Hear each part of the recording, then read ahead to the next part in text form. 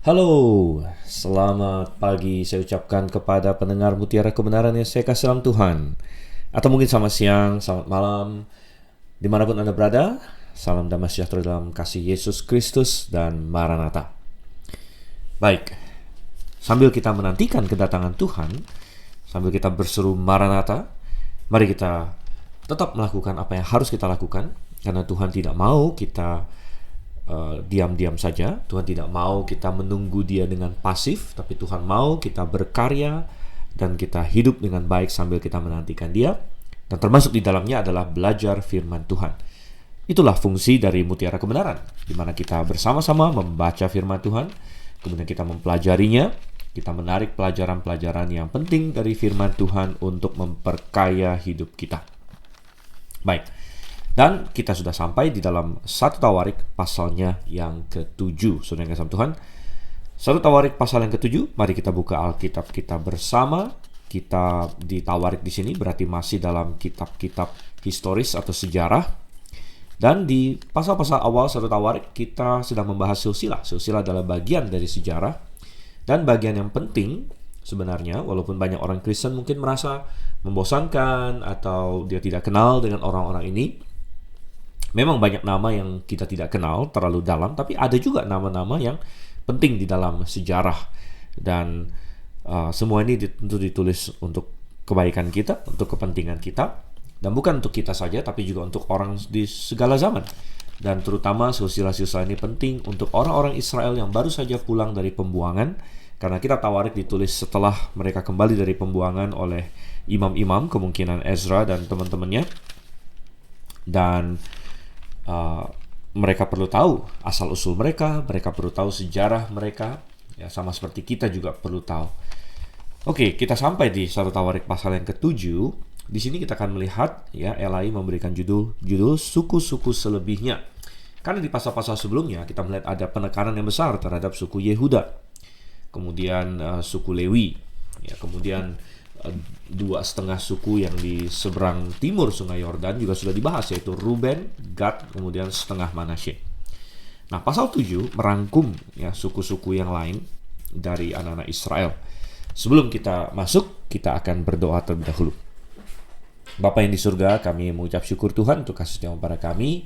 Kami memohon tuntunan-Mu, karena ini adalah kehendak-Mu. Kami yakin Kau berkenan akan permintaan kami ini, karena kami rindu untuk belajar firman-Mu, untuk tahu lebih banyak lagi, untuk mengerti lebih dalam lagi. Kiranya Engkau yang pimpin Tuhan. Kami berdoa dalam nama Yesus Kristus. Amin. Oke, ada beberapa suku yang disebutkan di sini. Kita akan baca dulu 1 Tawarik pasal 7 ayat 1 sampai dengan ayat yang ke-5. Dikatakan di sini, anak-anak Isakar ialah Tola dan Pua, Yasub dan Simron, 4 orang. Anak-anak Tola ialah Uzi, Refaya, Yeriel, Yahmai, Yipsam, dan Samuel, kepala-kepala puak turunan Tola, pahlawan-pahlawan yang gagah perkasa. Menurut daftar keturunan mereka, jumlahnya di zaman Daud ada 22.600 orang. Keturunan Uzi ialah Yizrahya, dan anak-anak Yizrahya ialah Mikhael, Obaja, Yoel, dan Yisia, 5 orang. Semuanya mereka adalah kepala-kepala. Di bawah mereka itu, menurut daftar keturunan dan menurut puak mereka, ada pasukan-pasukan tentara 36.000 orang, sebab istri dan anak-anak mereka banyak. Saudara-saudara sesuku mereka dari segala kaum Isakar, pahlawan-pahlawan yang gagah perkasa, semuanya ada 87.000 orang yang terdaftar dalam silsilah. Baik, saudara yang kasih Tuhan, kita masuk pada Isakar di sini. Isakar adalah anak Lea. Jadi kita masih ingat bahwa Yakub punya 4 istri, atau lebih tepatnya 2 istri dan 2 gundik. Dan Isakar adalah anak dari Lea. Lea adalah istrinya yang pertama. Walaupun pertama karena penipuan oleh Laban, ya, sebenarnya Yakub hanya ingin menikah dengan Rahel saja, tapi kemudian disodorin juga, ya, boleh dibilang ditipu lah, dipaksa untuk menikah dengan Lea juga. Namun kita ingat bahwa antara Lea dan Rahel terjadi suatu kompetisi yang tidak sehat, ya, tapi Tuhan memakai kompetisi itu untuk memberikan banyak anak kepada Yakub, ya, dan Lea melahirkan 4 anak laki-laki berturut-turut. yaitu Ruben, kemudian Simeon, Lewi, dan Yehuda. Dan sampai dengan dia sudah punya 4 anak, Rahel belum punya anak. Akhirnya mereka mulai melanjutkan kompetisi mereka melalui gundik, melalui hamba perempuan yang kemudian diberikan kepada Yakub sebagai gundik. Pertama Rahel dengan Bilha, yang akhirnya melahirkan Dan dengan Naftali. Kemudian Lea tidak mau kalah, akhirnya dia kasih hambanya dia, yaitu Zilpa, gitu kan, yang akhirnya melahirkan Gad dan Asher di sini. Lalu kemudian Lea melahirkan lagi, saudara-saudara. Dan ini anaknya yang kelima sebenarnya dari Lea, dan anak ke-9 dari Yakub secara total adalah Isakar, saudara-saudara. Dan arti Isakar sebenarnya adalah upah di sini. Dan insidennya waktu itu adalah Ruben mendapatkan semacam buah kesuburan, gitu, yang mereka anggap kesuburan waktu itu, yang kemudian diminta oleh Rahel, tapi kemudian sebagai upahnya dalam tanda kutip begitu ya, Yakub tidur malam itu dengan Lea.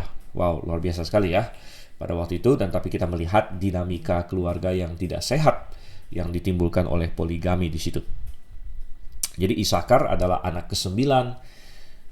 Dan kalau kita baca dalam sejarah, tidak ada yang terlalu menonjol tentang Isakar.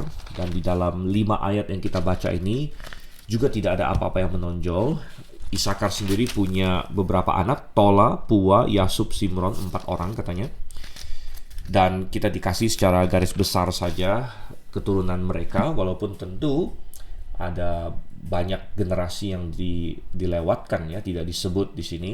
Dia hanya memberikan semacam rangkuman saja bahwa sampai dengan di zaman Daud katanya ada 22.600 orang. Dan zaman Daud kembali menjadi suatu titik fokus ya, titik vokal bagi penulisan Tawarik di berbagai tempat. Nanti dia akan balik lagi ke zaman Daud, karena itu memang merupakan salah satu titik kunci dalam sejarah Israel. Ya, kadang-kadang di dalam hidup kita, di dalam hidup suatu bangsa ada momen-momen kuncinya, gitu ya. Dan Israel pada waktu mereka lepas dari zaman hakim-hakim, lalu masuk ke raja pertama mereka Saul. Ingat bahwa Israel pada waktu itu mereka bilang kepada Samuel, kami ingin seorang raja supaya kami menjadi seperti bangsa-bangsa lain. Dan Samuel sangat kesal, dan Tuhan juga tentu sedih. Dan Tuhan bilang, oke, kita coba saja dulu, kita kasih apa yang orang Israel mau, kasih seorang raja yang seperti bangsa-bangsa lain. Dan itu adalah Saul, saudara-saudara, yang secara jasmani mungkin hebat, secara jasmani ganteng, tinggi, dan lain sebagainya. Namun secara rohani dia gagal sebenarnya. Dan saudara, itu adalah suatu titik yang sangat menentukan dalam sejarah Israel. Apakah mereka akan akhirnya menjadi seperti bangsa-bangsa lain? Apakah Israel akhirnya tidak akan berbeda dengan bangsa-bangsa lain? Ya, kalau mereka terus dalam jalur itu, dalam jalur Saul, akhirnya ada dinasti Saul dan anak-anaknya dan lain sebagainya, atau siapapun lah yang mirip dengan Saul belakangan, kalaupun digantikan oleh dinasti lain yang masih sama juga dengan itu, maka Israel tidak akan berbeda dengan bangsa-bangsa lain. Dan bagaimana mungkin Tuhan memakai bangsa seperti itu menjadi bangsa pilihan yang akhirnya mendatangkan Mesias? Tidak mungkin tentunya. Oleh karena itu Tuhan intervensi, dan Tuhan memilih Daud, seorang yang berkenan pada hati Tuhan. Dan akhirnya Daud inilah yang membuat perbedaan, sehingga Israel menjadi bangsa yang berbeda dengan bangsa-bangsa lain. Dan kepada Daudlah akhirnya Tuhan memberikan perjanjian Daud, bahwa keturunanmu akan terus ada, kerajaanmu akan kokoh. Nah, ini mengacu kepada datangnya Mesias melalui Daud, melalui Israel, yang melalui keturunan Daud. Jadi itu suatu momen yang sangat menentukan dalam sejarah Israel. Oleh karena itu ada banyak sekali titik fokus kepada Daud. Ya, misalnya kenapa Tawarik kan ditulisnya setelah pembuangan, tapi dia sering balik lagi ke Daud. Seperti Isakar di sini. Ada 22.600 orang di zaman Daud. Berarti dia ingin menggarisbawahi bahwa suku Isakar walaupun tidak terlalu mencuat, tidak terlalu prominent, tidak terlalu hebat ya. Bahkan kalau kita baca dalam sejarah tidak ada pemimpin bagaimana yang muncul dari Isakar. Hanya ada satu nama yang saya ingat di hakim-hakim, saudara Tuhan. Seorang hakim yang tidak begitu dikenal ya. Ada satu orang hakim yang berasal dari suku Isakar. Kalau kita buka Hakim-Hakim pasal 10 di sini, yang namanya Tola. Tola bin Pua bin Dodo, seorang Isakar. Dia pernah menjadi hakim. Ya, dan namanya Tola sama dengan nama salah satu anak Isakar yang langsung. Ya, karena anak Isakar salah satu namanya Tola. Dan memang waktu itu, zaman itu mereka sering kasih nama anak ya sesuai dengan nama leluhur juga. Jadi memang hanya ada satu hakim yang toh tidak begitu dikenal, hanya 1-2 ayat saja di dalam kitab Hakim-Hakim, tidak banyak yang prominent. Namun penulis ingin menggarisbawahi, ternyata mereka tetap memberikan sumbangsih kepada umat Tuhan. Ya, ketika Daud menjadi raja, dalam berbagai peperangan yang dia lakukan dengan Filistin kah, dengan Aram kah, dengan musuh-musuhnya, Isakar tetap bisa diandalkan gitu. Isakar tetap menyumbang orang 22.600 orang, yang kemudian kalau kita baca lagi di ayat 3 dan seterusnya, ada nama-nama kepala di situ ya, dan ada yang akhirnya 37.600 orang ya. Dan ujung-ujungnya kita tidak dikasih tahu persis kapan ya, tetapi mungkin belakangan lagi akhirnya mereka punya pasukan 87.000 orang, saudara kasih Tuhan. Ya, jadi Isakar walaupun tidak prominent, tidak begitu luar biasa terdengar, namun solid dan menjalani kehidupan boleh dibilang dengan aman, tentram, dan bersumbangsih baik, begitulah. Dan saya rasa ini hal yang baik, saudara kasih Tuhan. Kadang-kadang kita hari ini selalu berpikir ya, kita punya kecenderungan, apalagi kalau kita membaca atau melihat banyak film fiksi, kan selalu ada tokoh utama. Banyak orang selalu membayangkan, oh kalau saya tokoh utamanya dan segala macam.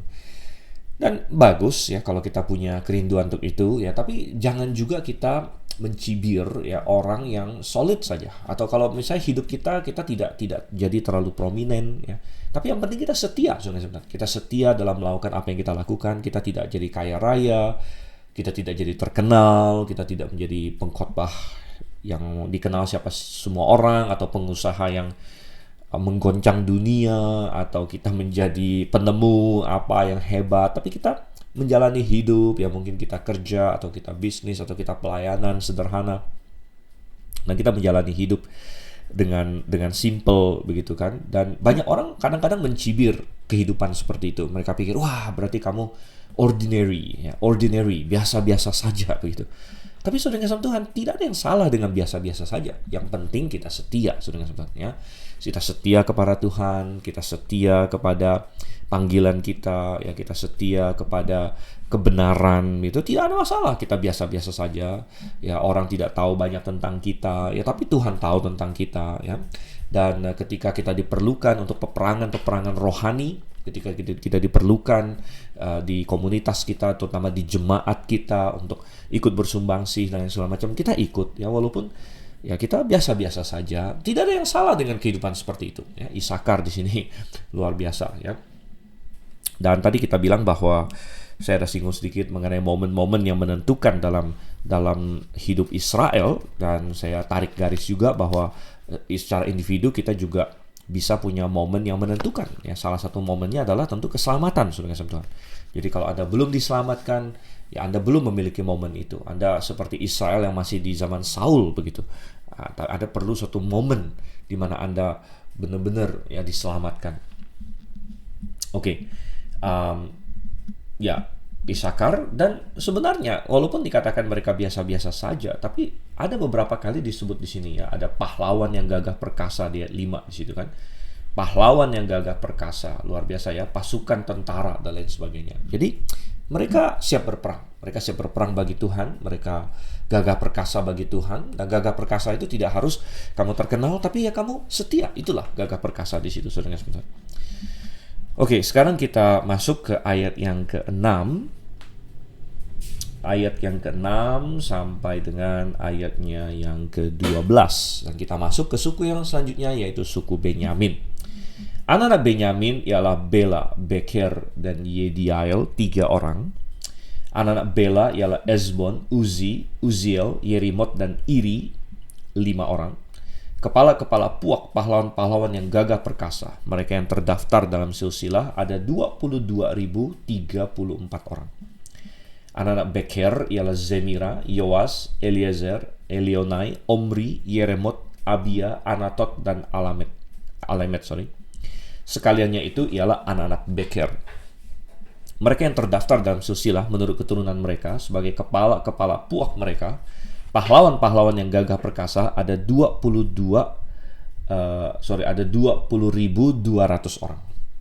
Keturunan Yediael ialah Bilhan, dan anak-anak Bilhan ialah Yeush, Benyamin, Ehud, Kenaana, Zetan, Tarsis, dan Ahisahar.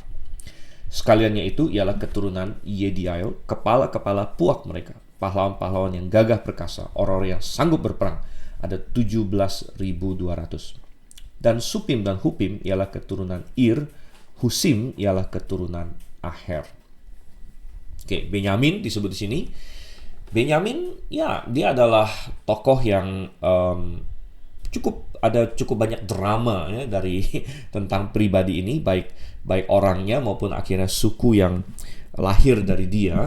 Dari pribadinya sendiri kita tahu dia adalah anak terakhir dari Yakub. Dia anak terakhir sekaligus anak kedua Rahel, dan yang ketika melahirkannya Rahel mati, saudara Tuhan. Benyamin awalnya dikasih nama Ben-Oni oleh ibunya, putra kesengsaraanku, yang akhirnya diganti menjadi Benyamin oleh Yakub bapaknya. Sebagai anak terakhir dia pasti sangat-sangat dikasihi ya. Dan apalagi setelah Yusuf hilang ya, yang dikira mati oleh Yakub, ya, sebenarnya dia dijual oleh saudara-saudaranya. Kita bisa membayangkan betapa Benyamin pasti menjadi anak kesayangan yang sedemikian rupa sampai-sampai ayahnya tidak mau melepaskan Benyamin. Dan ya, ingat bahwa Yusuf waktu dia menjadi mangku bumi di Mesir, dia mengharuskan ya saudara-saudaranya membawa Benyamin kepada dirinya, tapi ayahnya tidak mau, dan itu cukup alot sampai akhirnya haruslah suatu ancaman ya kehancuran rumah tangga karena kelaparan gitu. Itulah yang membuat Yakub akhirnya rela melepaskan Benyamin, itu pun setelah dijamin oleh Yehuda. Dan tentu ya ada banyak drama dalam diri Benyamin di sini, di mana ketika dia ketemu Yusuf juga, lalu sempat yang dia di set up ya oleh Yusuf dengan piala perak yang ditaruh di dalam karungnya dan lain sebagainya. Dan kita membaca di dalam silsilah yang ditawarik di sini, pertama-tama dia disebut 3 orang anaknya di ayat yang ke-6. Anak-anak Benyamin ialah Bela, Beker, dan Yediael. Kita tahu dari informasi lain bahwa Benyamin punya lebih banyak anak dari ini. Di pasal 8 misalnya, kalau kita intip ke depan sebentar, 1 Tawarik pasal 8, Benyamin peranakan Bela anak sulungnya, Asibel anak kedua, Ahra anak yang ketiga, kemudian ada disebut lagi Noha anak yang keempat, dan Rafa anak yang kelima. Jadi kita tahu bahwa bukan hanya 3 anak yang dimiliki Benyamin, tetapi di dalam pasal 7 dia berfokus kepada 3 anak ini. Bahkan kalau kita bandingkan di dalam kitab Kejadian, Benyamin punya 10 anak total di dalam kitab Kejadian di situ. Jadi dia anak terakhir, tapi dia punya banyak anak ya, dan 3 yang menjadi fokus di sini. Nah, tadi kita bilang bahwa pribadi Benyamin punya banyak drama ya, dalam diri pribadinya, tapi juga dalam kehidupan suku mereka punya banyak drama. Di kitab Hakim-Hakim, suku Benyamin adalah suku yang hampir saja punah karena mereka melakukan suatu kejahatan. Ya, sebenarnya ada segelintir dari mereka, sekelompok dari mereka yang berbuat kejahatan yang sangat keji, di mana mereka ramai-ramai memperkosa seorang perempuan ya, gundik dari seorang laki-laki Israel, sampai perempuan itu mati begitu ya, diperkosa secara massal dan lain sebagainya. Dan semua Israel mau menghukum orang-orang itu, tetapi suku Benyamin pada waktu itu lebih tertarik akan loyalitas suku daripada keadilan dan kebenaran. Nah, ini kesalahan yang besar ya. Memang kita harus loyal kepada teman kita, loyal kepada keluarga kita, loyal kepada kelompok kita, nggak masalah itu, tetapi tidak boleh lebih loyal kepada siapapun daripada kepada Tuhan dan kepada kebenaran ya. Jadi sekalipun orang yang dekat dengan kita pun ya, kalau dia memang salah ya kita harus akui itu salah, saudara. Bahkan kita harus menegur dia. Kita harus mencoba mendatangkan dia kepada kebenaran. Dan suku Benyamin lebih memilih untuk melindungi anggota mereka sendiri, kelompok mereka sendiri, dibandingkan melaksanakan kebenaran dan keadilan, sehingga akhirnya semua Israel waktu itu memerangi suku Benyamin. Nah, ini dicatat dalam kitab Hakim-Hakim di pasal-pasal yang agak akhir, suatu periode yang cukup kelam pada waktu itu. Dan ya, pembaca sekalian atau saudara pendengar sekalian bisa mendengarkan ya seri Mutiara Kebenaran di Hakim-Hakim. Dan sedikit pemberitahuan, kalau Anda pengen dapatkan keseluruhan Mutiara Kebenaran, kalau Anda belum punya, itu Anda bisa dapatkan rekamannya di Gereja Baptis Independen Alkitabiah Grafe atau GBIA Grafe. Kita ada di Sunter. Anda boleh datang, Anda boleh minta, kita berikan secara gratis. Ya, ini Mutiara Kebenaran ini adalah pelayanan yang saya berikan ya secara gratis ya. Jadi bahkan saya tayangkan secara gratis juga di YouTube, di Spotify, dan di media sosial lainnya. Ya, jadi Anda bisa baca itu, Anda bisa dengar itu tentang bagaimana suku Benyamin dan akhirnya mereka diperangi oleh semua suku-suku yang lain sampai akhirnya mereka hampir punah dan tinggal 600 orang laki-laki saja yang tersisa. Ya, namun rupanya mereka pulih, saudara-saudara. Mereka pulih, dan kita membaca silsilah di 1 Tawarik pasal 7 di sini mereka pulih. Bahkan raja pertama nanti akan berasal dari suku Benyamin, yaitu Raja Saul. Ya, Raja Saul. Dan ya, kita melihat di sini di ayat 6 sampai ayat yang ke-12, mereka juga punya pahlawan-pahlawan yang gagah perkasa. Ada 22.034 orang ya, itu dari anaknya Bela saja. Kemudian anaknya Beker juga ada lagi 20.200 orang ya. Kemudian dari Yediael, jadi mungkin tiga ini disebut karena mereka lah yang paling banyak orangnya gitu ya, yang paling dominan. Makanya tiga ini, walaupun Benyamin punya 10 anak, yang mungkin tidak semuanya prominent, tidak semuanya dominan, tapi tiga ini yang menghasilkan paling banyak orang sepertinya. Dan dari Yediael akhirnya muncul 17.200 orang katanya di sini. Ya.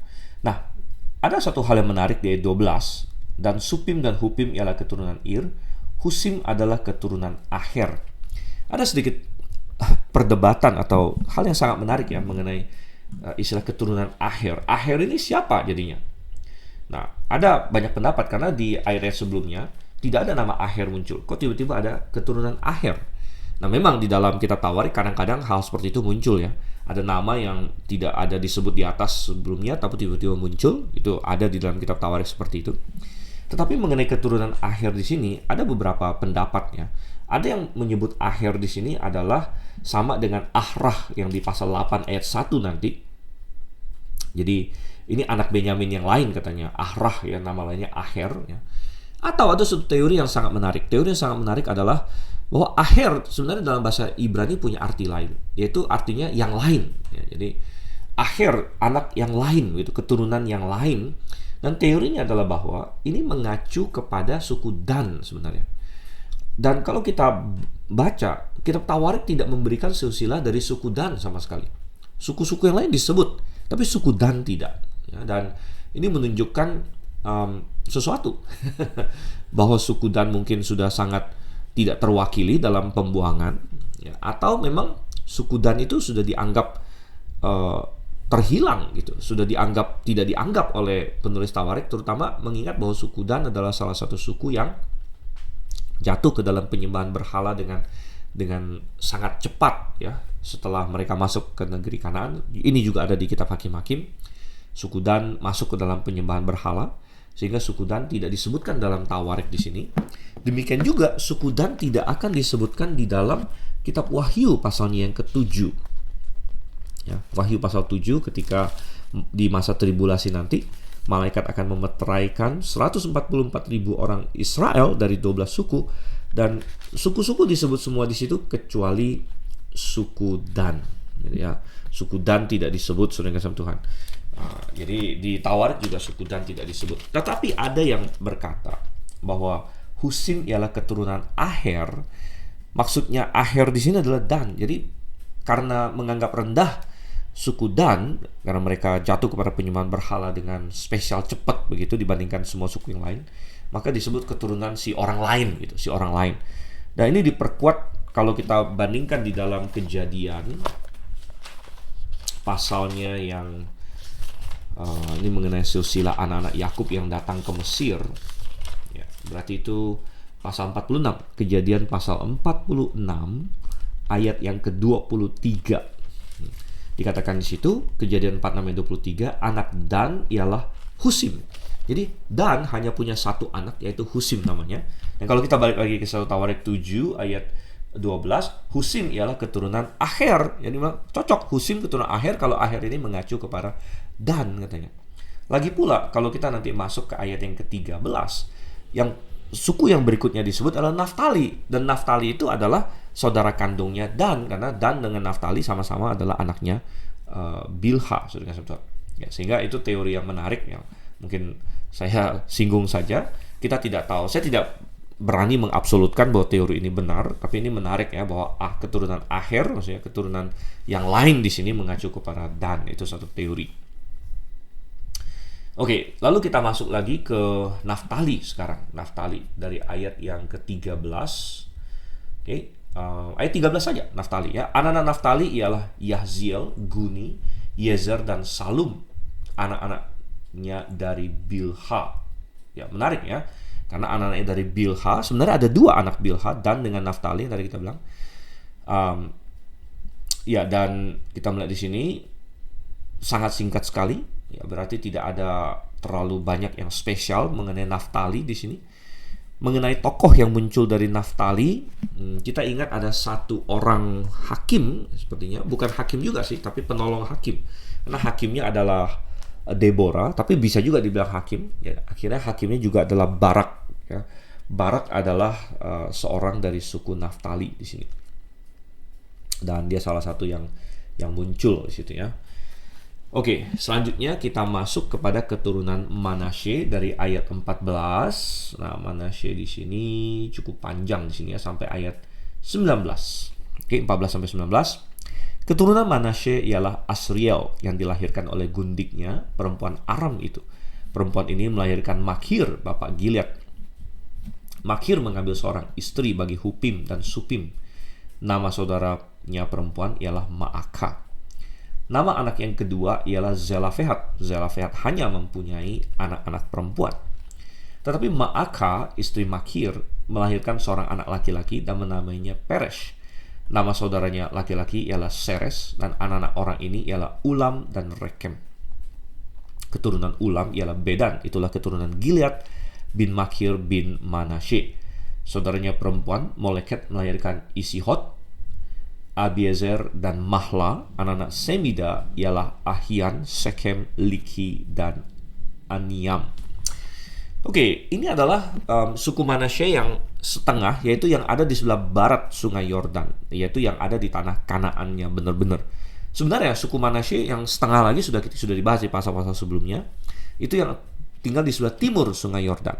Ya, ingat, 2,5 suku minta agar mereka boleh tinggal di sebelah timur sungai Yordan, walaupun mereka kirim tentara ikut menaklukkan Kanaan bersama dengan saudara-saudara mereka.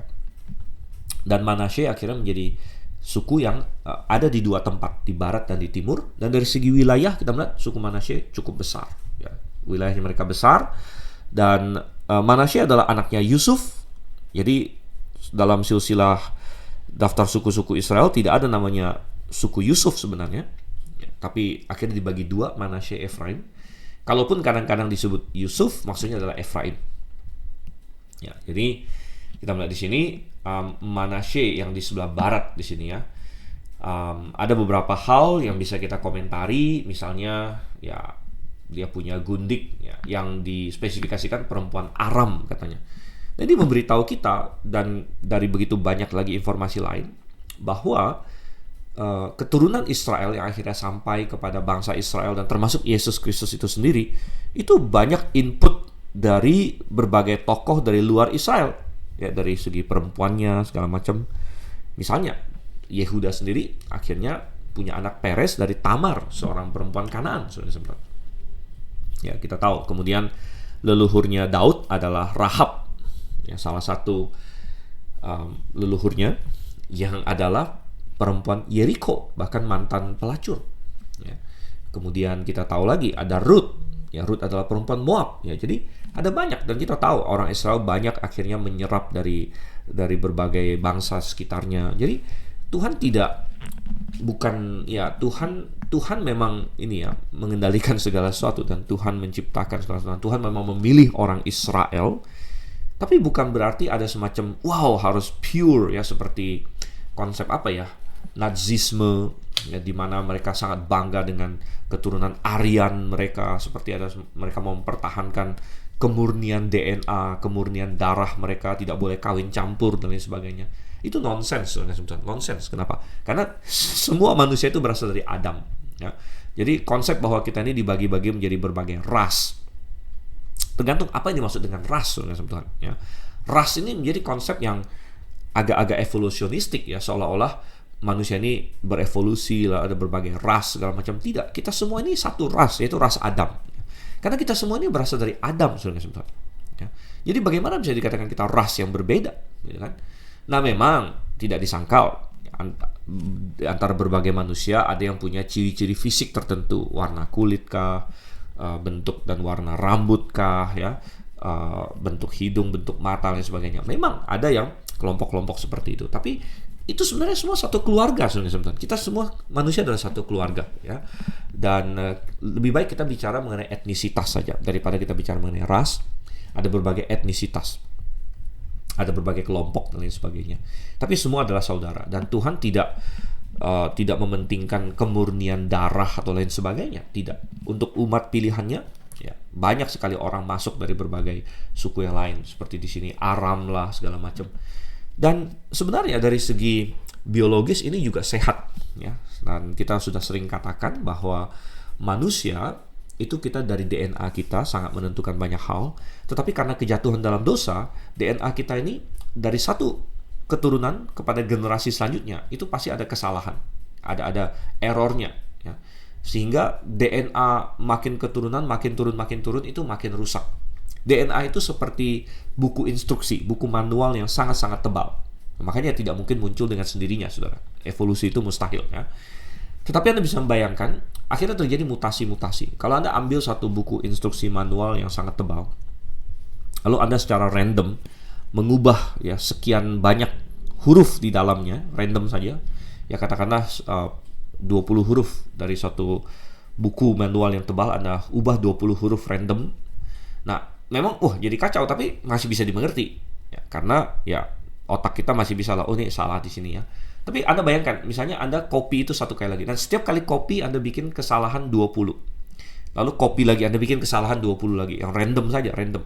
Lalu copy lagi, kesalahan 20. Maka lambat laun, saudara kasih Tuhan, kesalahan itu akan begitu banyak menumpuk sampai akhirnya buku itu udah nggak bisa dibaca lagi.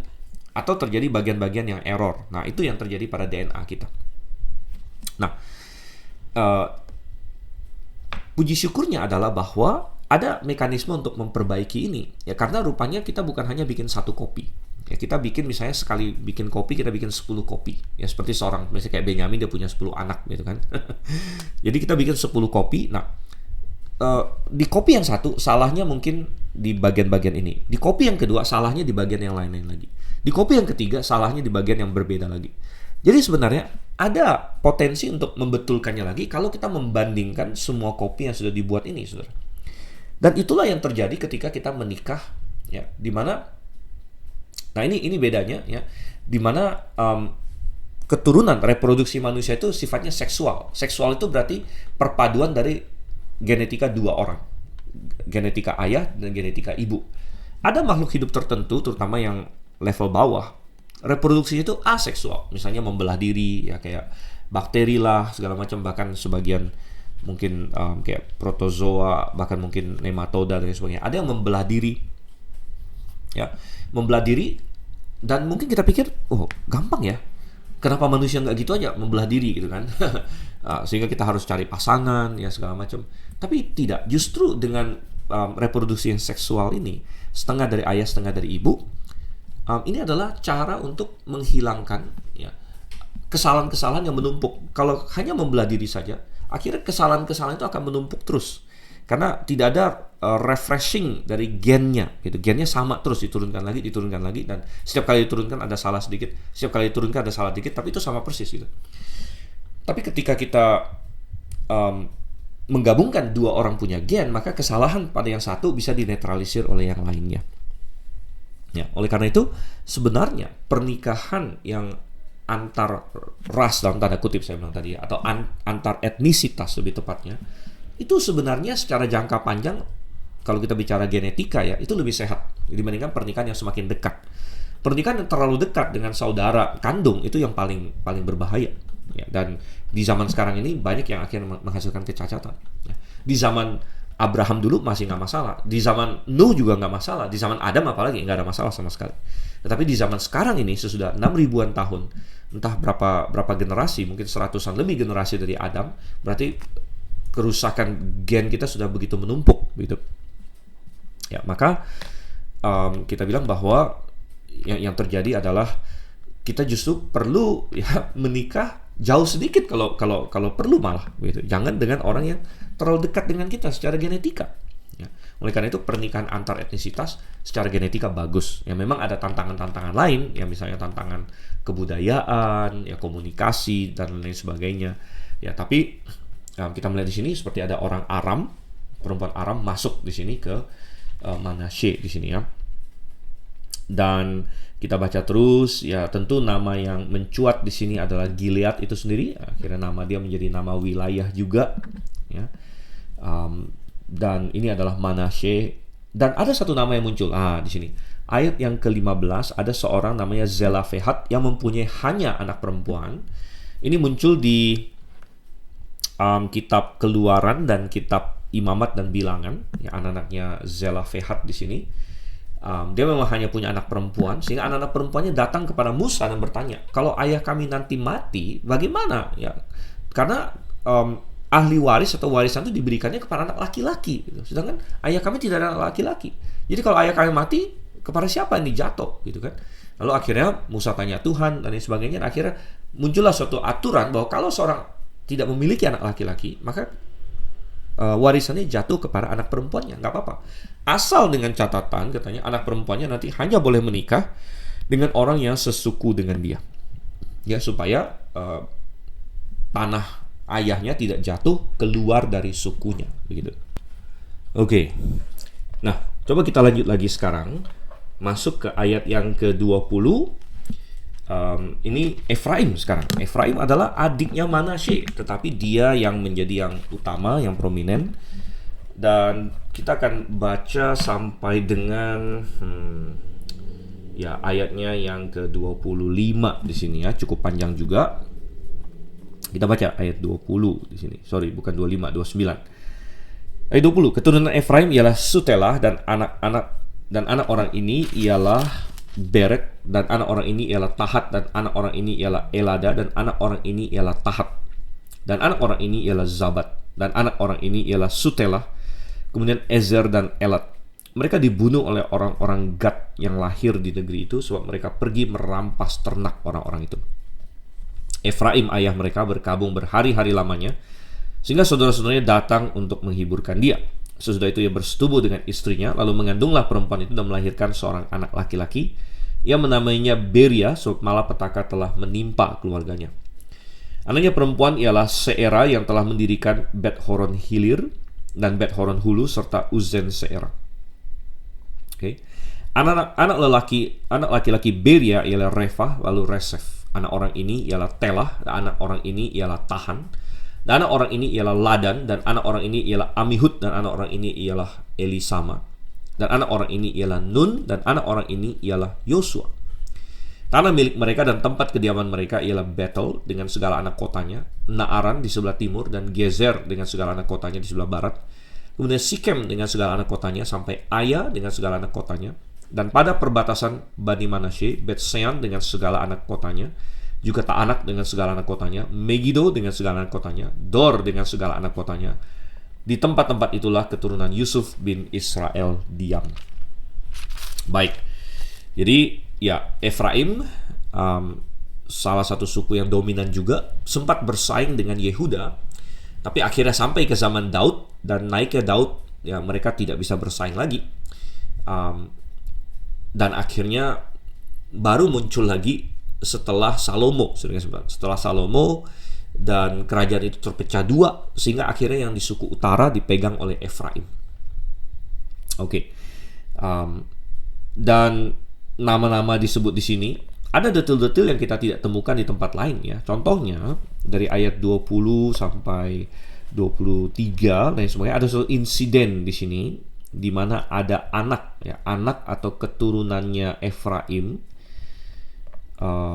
yang mati rupanya ya. Mereka dibunuh oleh orang-orang Gad yang lahir di negeri itu, sebab mereka pergi merampas ternak orang-orang itu ya. Ini membuat ayah mereka Efraim menangis katanya di sini. Dan kalau kita lihat sebenarnya ada banyak keturunan ya antara Efraim sampai dengan Ezer dan Elat di sini. Dan kita juga tidak tahu persis kapan ini terjadi. Apakah ini waktu mereka ada di Mesir? Ya, bisa jadi waktu mereka ada di Mesir, lain sebagainya. Dan ini memberitahu kita bahwa selain yang ditulis dalam Alkitab, tentu ada banyak sekali hal yang terjadi. Ya, dan oleh karena itu kadang-kadang kita membaca Alkitab kita tidak paham kenapa begini, kenapa begitu, karena Alkitab menyatakan secara sangat singkat sekali. Kadang-kadang ada banyak informasi lain yang tidak dikasih tahu kepada kita. Jadi kita tidak boleh terlalu buru-buru menganggap oh Alkitab salah mengenai ini. Ada perbedaan nama kah? Ada insiden-insiden yang sepertinya tidak cocok. Namun kalau kita tahu semua ceritanya mungkin cocok sebenarnya. Ya, dan karena Alkitab adalah firman Tuhan, itu pasti cocok gitu. Jadi ada kematian dari Ezer dan Elat di sini, keturunan Efraim. Ya. Kita tidak tahu apakah ini di Mesir, apakah ini di Kanaan atau di mana. Ya. Dan tetapi efeknya adalah Efraim ya melahirkan lagi atau memperanakkan lagi dari istrinya seorang namanya Beria. Dan nama Beria itu plesetan juga dari semacam artinya kayak kesedihan atau kedukaan gitu.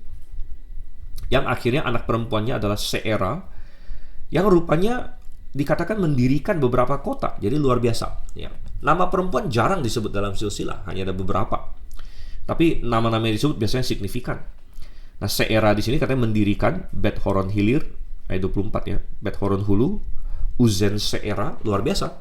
Tentu kita tidak perlu berpikir bahwa perempuan inilah yang secara sendiri fisiknya gitu ya. Secara fisik dia yang bikin bata, lalu dia yang jadi tukang batanya, tukang semennya. Mungkin bukan seperti itu.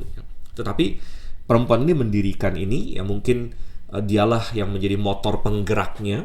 Dialah yang mungkin memotivasi. Kita tidak tahu apakah dia menikah, apakah dia punya anak-anak atau lain sebagainya. Jadi mungkin dialah yang meminta atau menyuruh atau memotivasi dibuatnya kota-kota ini, memfasilitasi mungkin atau turut membiayai atau dengan cara lain lah pokoknya, sehingga dikatakan dialah yang mendirikan ya kota-kota ini. Tentu nama yang paling mencuat dari seluruhnya adalah Yosua sebenarnya. Jadi D27 Yosua bin Nun, dan penulis Tawarik ya tidak lagi menambahkan nama-nama habis itu setelah Yosua bin Nun di sini. Ya, karena ini adalah salah satu titik tinggi tokoh yang paling hebat yang dimunculkan dari suku Efraim, Yosua ya. Dan dalam pertarungan antara Efraim dengan Yehuda, kita bisa bilang ya, Yehuda akhirnya ujung-ujungnya yang paling hebat menurunkan Yesus Kristus. Efraim menurunkan Yosua yang adalah tipologi dari Yesus Kristus. Bahkan nama mereka sama dalam bahasa Ibrani ya, karena Yesus juga artinya Yosua atau namanya Yosua dalam Ibrani, jadi namanya sama. Tapi yang satu dari Yehuda adalah yang realnya, Yehova menyelamatkan, dan Yosua bin Nun adalah tipologinya gitu. Kalau kita lihat jarak dari Efraim atau Yusuf, Efraim, kemudian Beria ya, kemudian Beria memperanakan lagi Refah, Resef, Telah, Tahan, Ladan, Amihud, Elisama, Nun, kemudian baru Yosua. Ada cukup banyak generasi di situ dari Efraim. Kita menjadi semakin yakin karena Yosua dengan Musa itu ketemu, mereka kontemporer, walaupun tentu Yosua lebih muda, ya mungkin lebih muda sekian puluh tahun. Sorry. Ya, tetapi Yosua kontemporer dengan Musa, sedangkan Musa kita lihat silsilahnya itu kayak sangat pendek sekali. Lewi, ya kemudian Kehat, ya Lewi, Kehat, ya kemudian Amram, ya kemudian Musa itu. Dan kok beda sekali, jauh sekali ya. Kalau Yosua di sini entah ada berapa nama tadi, ada minimal 8 kayaknya. Dan ini semakin memperkokoh kecurigaan kita bahwa ada nama-nama yang dilewatkan di dalam silsilahnya Musa. Jadi bukan hanya Lewi, kemudian Kehat, ya, kemudian Amram, ya, kemudian Musa, ya. Mungkin ada nama-nama yang dilewatkan di situ, dilompatin, ya. Oke, sekarang kita masuk ke ayat yang 30. Ini suku lain lagi, ya, suku Asher di sini, ya. Ayat 30. Anak-anak Asher ialah Yimna, Yiswa, Yiswi, dan Beria. Serah ialah saudara perempuan mereka. Anak-anak Beria ialah Heber, dan Malkiel dialah bapak Birzait. Heber memperanakan Yaflet, Somer, dan Hotam, serta Sua, saudara perempuan mereka. Anak-anak Yaflet ialah Pasak, Bimhal, dan Asiwat. Itulah anak-anak Yaflet. Anak-anak Semer ialah Ahi, Rohga, Yehuba, dan Aram. Anak-anak Helem, saudaranya laki-laki, ialah Zofah, Yimna, Seles, dan Amal. Anak-anak Zofah ialah Suah, Harnefer, Shual, Beri, dan Yimra. Bezer, Hot, Sama, Silsa, Yitran, dan Beerah. Anak-anak Yeter ialah Yefune, Pispa, dan Ara. Anak-anak Ula ialah Arah, Hanil, dan Rizia. Itulah sekaliannya keturunan Asher, kepala-kepala puak mereka, pahlawan-pahlawan gagah perkasa yang terpilih, pemimpin-pemimpin utama. Jumlah yang terdaftar dalam silsilah mereka sebagai pasukan perang ada 26.000 orang. Oke, cukup panjang mengenai Asher, cukup mengejutkan karena ada suku yang hanya disebut sekilas saja, contohnya Naftali, ya. Naftali tadi di ayat 13 hanya satu ayat, sedangkan Asher di sini cukup mendetil, banyak sekali nama yang disebutkan di sini. Bahkan jumlah pasukan mereka disebut juga 26.000 orang. Kemungkinan besar ini maksudnya di zaman Daud, ya, sekali lagi mengacu, fokus dikembalikan kepada zaman Daud, ya. Dan padahal Asher dan Naftali sama-sama dua-duanya, ya, boleh dibilang bukan suku utama, dua-duanya bukan suku yang terlalu prominent. Asher adalah anak dari Zilpa, seorang gundik juga.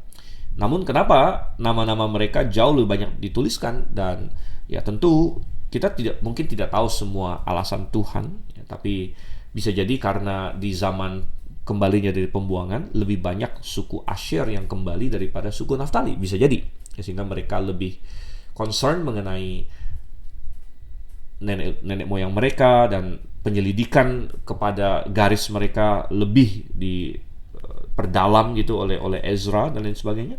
Atau mungkin ini sekedar masalah catatan yang tersedia bagi Ezra, bahwa catatan tentang Naftali tidak banyak, dia hanya punya sedikit, ya. Sedangkan catatan tentang Asher banyak. Tapi intinya sama, ada pelajaran yang sama, bahwa semua mereka bersumbangsi kepada suku Israel, kepada bangsa Israel. Dan banyak di antara mereka tidak terlalu menonjol, ya, tapi yang penting mereka setia, mereka ada di situ, ya, mereka eksis, mereka tetap, ya, setia, mereka kembali dari pembuangan. Dan sekali lagi, tidak semua orang dalam hidup ini bisa begitu terkenal, ya. Kalau semua orang terkenal, maka tidak ada orang terkenal, gitu kan istilahnya. Kalau semua orang prominent, maka tidak ada yang prominent. Prominent itu berarti, ya, dia mencuat, dia nongol sendiri, dan itu berarti dia beda dengan yang lain, ya. Kalau semuanya juga menonjol, maka nggak ada yang beda lagi, saudara, ya. Jadi nggak apa-apa hari ini kalau kita biasa, ya, kalau kita tidak kayak bersinar sekali, ya, nggak apa-apa, tetap puji Tuhan, kita setia dalam apa yang kita lakukan, kita ikut Tuhan, ya. Kalau Tuhan kasih Anda kesempatan untuk bisa menonjol, bisa hebat, bisa bersinar, pakai itu untuk Tuhan, ya. Ada nama-nama yang menonjol nggak? Ada. Yosua tadi disebut di sini, dia dipakai Tuhan menjadi pemimpin Israel, ya, dia lakukan itu dengan setia, ya. Jadi kemanapun Tuhan taruh kita, apapun yang Tuhan percayakan, dan ingat, Tuhan mempercayakan kita sesuai dengan kemampuan kita, ya. Tidak semua orang bisa menjadi Yosua, saudara. Tidak semua orang bisa menjadi Daud atau Musa atau Harun dan lain sebagainya. Tuhan kasih kita sesuai dengan porsi kita, ya. Nah, bukan berarti kita tidak perlu berusaha dan berjuang dalam hidup ini. Silakan, ya, minta sama Tuhan, berdoa, berjuang, tapi dapatkanlah kepuasan, kenikmatan, dan rasa damai sejahtera di dalam Tuhan. Apapun bagian porsi yang telah Tuhan berikan pada kita dalam hidup ini. Suku-suku ini mereka dapat undian daerah, ya. Tadi kita ada lihat juga tanah pusaka, sebagian mereka disebutkan di sini, ya. Jadi masing-masing dapat porsi dari Tuhan. Demikian juga dalam hidup ini, kita masing-masing dapat porsi dari Tuhan, ya.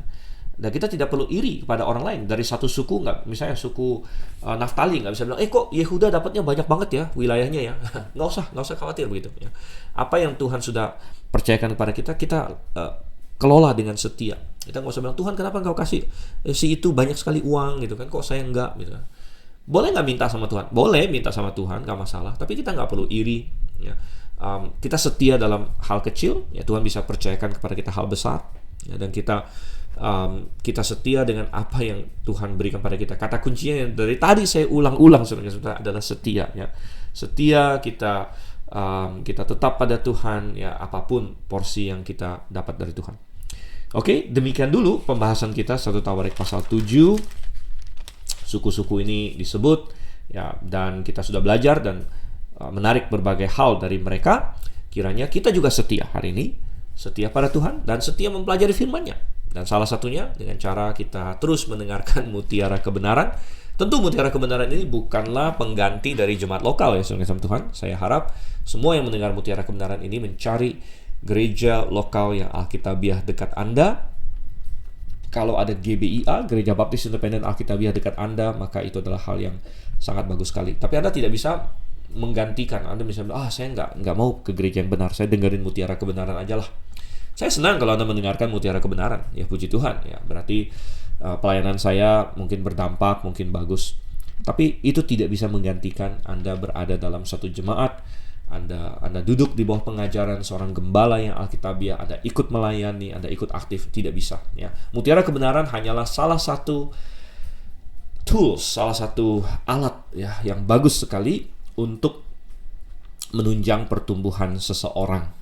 Dan saya harap Anda terus mendengarkan Mutiara Kebenaran, tapi Anda juga terus setia di dalam jemaat lokal yang Alkitabiah. Oke, sampai di sini dulu, sampai ketemu di kali berikutnya. Saya Dr. Silvan Anseliau, undur diri dulu. Maranatha.